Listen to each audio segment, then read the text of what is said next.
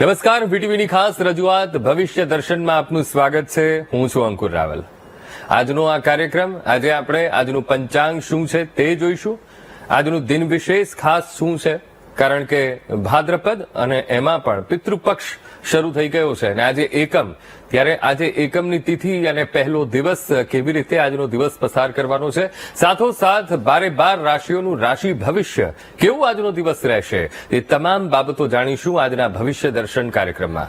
સાથે સાથે આજે શું કરવું જોઈએ, શું ન કરવું જોઈએ, આજે કયો મંત્ર આપે જપવાનો છે કે જેથી કરીને ઇષ્ટની અનુકંપા આપના ઉપર બની રહે, એ પણ જાણીશું. સાથે સાથે દાનનો આપણા ભારતમાં ખૂબ મહિમા મોટો બતાવવામાં આવ્યો છે. ત્યારે આજના દિવસે, આજે જ્યારે ભાદ્રપદ એકમ, આજે પહેલી તિથિ અને આ પ્રથમ તિથિમાં તમે દાન આજના દિવસે શું કરશો એ પણ જણાવીશું આજના ભવિષ્ય દર્શન કાર્યક્રમમાં. અને એ માટે આપણી સાથે સ્ટુડિયોમાં જોડાયા છે ઋષિરાજ ડોક્ટર મહેન્દ્રભાઈ પંડ્યા. મહેન્દ્રભાઈ, આપનું ખૂબ ખૂબ સ્વાગત છે અમારા ખાસ કાર્યક્રમ ભવિષ્ય દર્શનમાં. ધન્યવાદ. મહેન્દ્રભાઈ, સૌથી પહેલા આજનું પંચાંગ શું છે એ આપણા દર્શક મિત્રોને જણાવશો. શ્રી ગણેશાય નમઃ.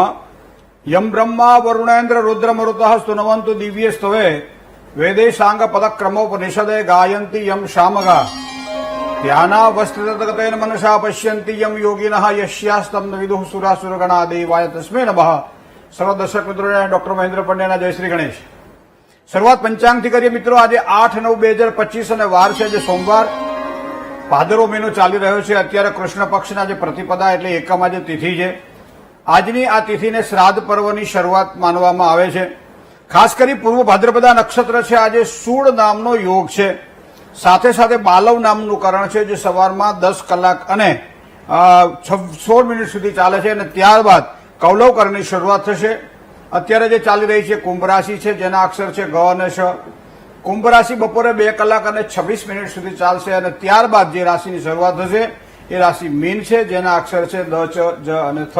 આ થયું આજનું પંચાંગ. જય ગણેશ. બિલકુલ મહેન્દ્રભાઈ, હવે ખાસ તો દર્શક મિત્રો રાહ જોતા હોય છે કે ભાઈ આજે દિન વિશેષમાં મહેન્દ્રભાઈ ખાસ શું બોલશે, શું ઉપાય આપશે, આજે દિવસનો મહિમા કેવો છે, ખાસ તો આપણા દર્શક મિત્રો એ જાણવા માટે આતુરતા એ દાખવતા હોય છે. હવે જ્યારે પિતૃપક્ષની આજથી શરૂઆત થઈ રહી છે, ત્યારે આજનો દિવસ કેવો છે, આજનો મહિમા કેવો છે, આજનું દિન વિશેષ શું છે, એ આપ જણાવશો. પિતૃની જયારે વાત કરીએ છીએ ત્યારે આપણને ઘણા બધા પ્રશ્નો મનની અંદર એક ચિંતા પણ અનુભવાય છે ક્યારેક ક્યારેક કે પિતૃદોષ હશે કે કેમ, અથવા તો ઘણી વખત એવું લાગ્યા કરે છે કે પિતૃદોષના કારણે તો ઘરમાં કોઈ પણ પ્રકારની પીડા નહીં હોય, પિતૃદોષના કારણે તો મારી આ પરિસ્થિતિ વિકટ નહીં હોય. ઘણા બધા પ્રશ્નો પિતૃઓના કારણે આપણા મગજની અંદર ફરતા હોય છે. પણ મિત્રો, એક વખત આપણને પિતૃપક્ષના મહિમાની જો ખબર પડી જાય તો પછી આ બધા પ્રશ્નો મનમાં રહેતા નથી. આજકાલ જે વસ્તુ હોય છે એના કરતાં બતાવવામાં વધારે આવે છે. તો આ પિતૃઓ છે શું?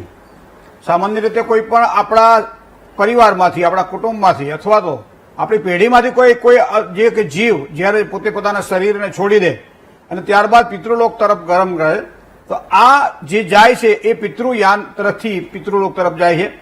અને આ પૃથ્વી ઉપર અત્યારે વર્તમાન સમય એમ કહેવાય છે કે પિતૃયાન જેને કહી શકાય, અને પૃથ્વીયાન આપણે આપણી ભાષામાં કહીએ તો યાન.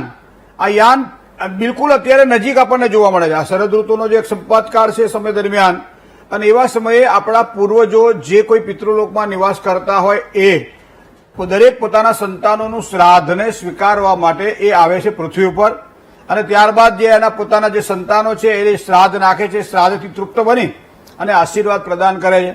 તો આ ભાદરવા મહિનાનો જે ગાળો આપણા માટે છે, આ પિતૃ શ્રાદ્ધનો ગાળો છે, જેને આપણે પિતૃ પર્વ કહીએ છીએ. મિત્રો, હકીકતમાં આ પિતૃઓનું પર્વ છે. આ 16 શ્રાદ્ધ જે છે એ 16 શ્રાદ્ધ એ પિતૃઓનું પર્વ છે. સામાન્ય રીતે ચૈત્ર મહિનામાં અને કારતક મહિનામાં તીર્થોમાં જઈ આપણે પિતૃનું તર્પણ કરાવતા હોઈએ છીએ. પિતૃઓની સાથે સાથે આપણે કહેવાય કે આપણા પૂર્વજોને યાદ કરી અને એની ત્રિપેડિક શ્રાદ્ધ કરાવતા હોઈએ છીએ. આપણે દરરોજ સવારમાં જયારે કરવાનું હોય ત્યારે નિત્ય કર્મની અંદર આવતું એક શ્રાદ્ધ આપણે જેને કહીએ છીએ એ પણ આપણે કરતા હોઈએ છીએ, નિત્ય તર્પણ જેને કહી શકાય.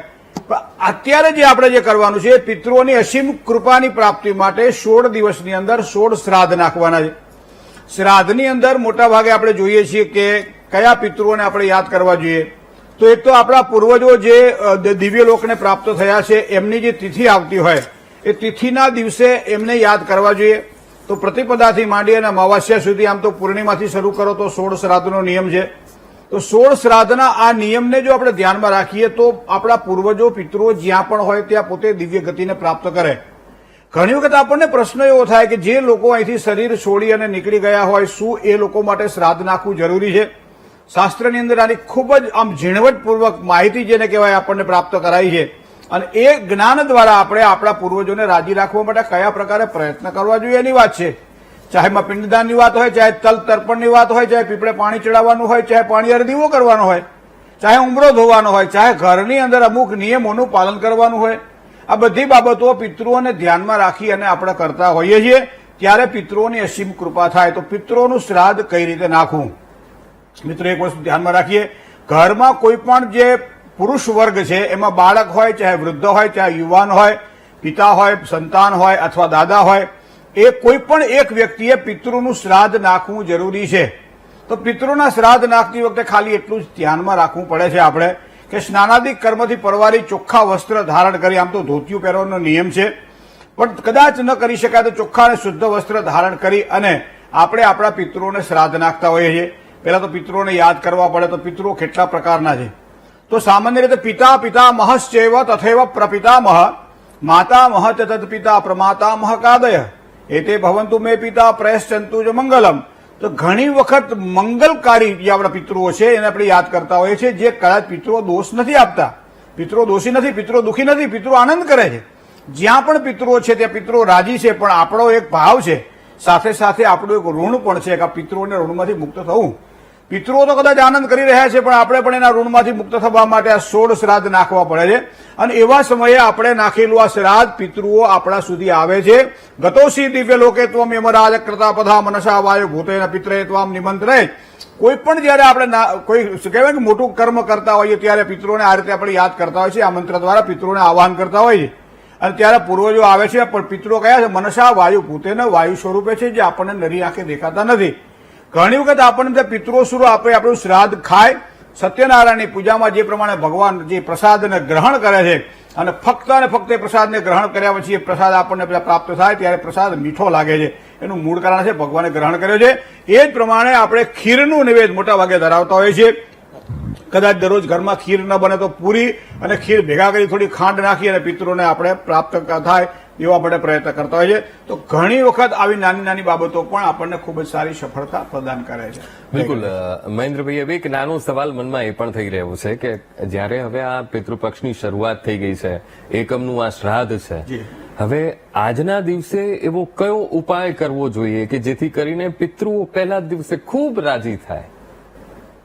કોઈ પણ સારું કર્મ જ્યારે આપણે કરવાનું હોય ત્યારે આ બાબતને ધ્યાનમાં રાખતા હોઈએ છીએ કે મારા આ પિતૃઓ આ શ્રાદ્ધથી, આ પૂજાથી, આ મારી પોતાની પ્રસન્નતા જે વ્યક્ત કરું છું એનાથી રાજી થશે કે નહીં.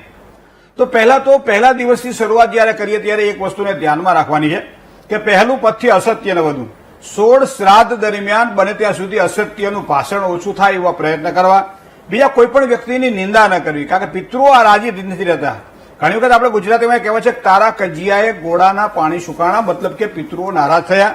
તો એવા સમયે ઘરની અંદર કોઈ પણ પ્રકારના કજિયા કે કકડાટ કંકાસ થતો હોય તો બને ત્યાં સુધી આ સમય દરમિયાન એમાંથી મુક્ત રહેવું, ઓછું બોલવું, વધારે સાંભળવું, ખાસ ધ્યાનમાં રાખવું.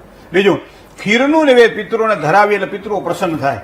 અને પિતૃઓ પ્રસન્ન થાય એટલે પ્રસન્ન થયેલા પિતૃઓ ખૂબ જ સારા અંકુરભાઈ એવા આશીર્વાદ આપે છે કે જેના કારણે કદાચ એમ કહેવાય છે કે દેવતાઓ જયારે નારાજ થાય અને પિતૃઓ કદાચ રાજી હોય તો પિતૃઓના આશીર્વાદથી પ્રાપ્ત થતું હોય છે. પણ પિતૃઓ એક વખત નારાજ થાય અને કદાચ જો દેવતાઓ પ્રસન્ન હોય તો પણ પિતૃઓના આશીર્વાદથી સારા ફળની પ્રાપ્તિ થાય. પિતૃ નારાજ ન રહેવા જોઈએ. આ ખાસ એક મહત્વ બતાવવામાં આવેલું છે. બિલકુલ મહેન્દ્રભાઈ, હવે રાશિ ભવિષ્ય આજનો દિવસ કેવો રહેશે? મેષ, વૃષભ અને મિથુન રાશિના જાતકોનો આજનો દિવસ કેવો રહેવાનો છે એ જરા જણાવશો. 12 રાશિની વાત કરીએ આપણે અંકુરભાઈ, તો સામાન્ય રીતે એવું કહેવાય છે કે મોટા વોલ્યુમ આલ્બમ જોવા મળે આપણને લગ્નના, પણ એમાં જયારે પોતાના ફોટા જયારે જોવાતા હોય ત્યારે એમાં એને વધારે મજા આવતી હોય છે. ઘણી વખત બહેનો માતાઓ ખાસ કરે છે ભાઈ અમારે અમારા ઘરવાળાની જન્મ તારીખ આ છે, અમારી દીકરીની જન્મ તારીખ, દીકરાની જન્મ તારીખ આ છે, પ્રમાણેની રાશિ આ છે, અમે તો આટલું જોઈએ આ તમારા કાર્યક્રમની અંદર, અને પછી એને અનુસરીએ છીએ. ચલો વાત કરી લઈએ મેષ રાશિ.